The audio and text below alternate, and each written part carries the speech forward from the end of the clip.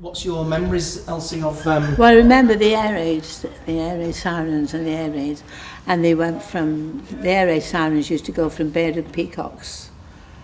The building's still there, but they've closed down now, they don't produce engines. And the sirens used to go from Peacocks. And it was a very built-up area. It was old property, but so there was a lot of people lived there. There was a school, Peacock Street School, and nearly every child went to Peacock Street School or St James's Street School, the Church of England. So obviously you were a schoolgirl during the Second World War. I went to school in the war years. In between the air raid sirens and the air raids, we went to school and tried to learn something. But we didn't learn at home. We did it with my dad and mum and dad at home.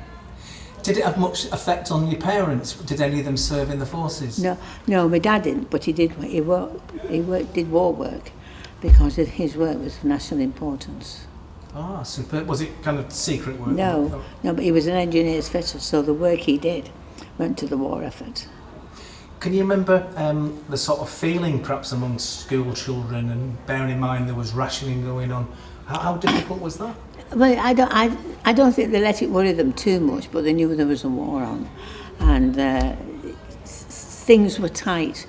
You make do and mend. You had to make the best of what you had.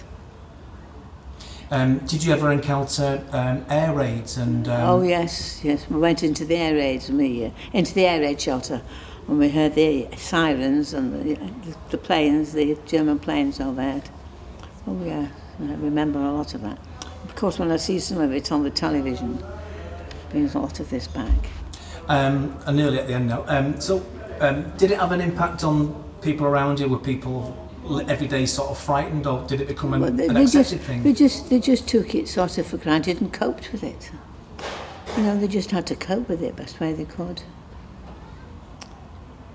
You know, they just coped with it, and some people, but the houses wouldn't take an air raid shelter. We had ours at the bottom of our backyard.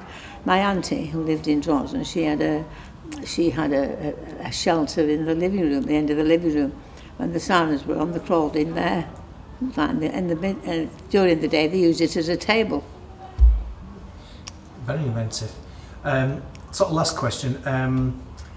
Did you have any other family members, aunties, uncles, who may have been in the war effort, either working in factories or? Well, my mother's youngest sister, her husband was in the army.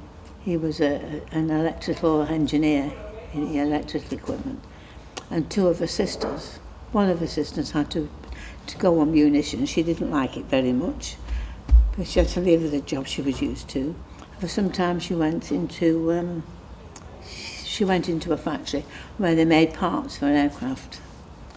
She worked there for the length of time she had to, and then when it was finished, she was allowed to come out of it.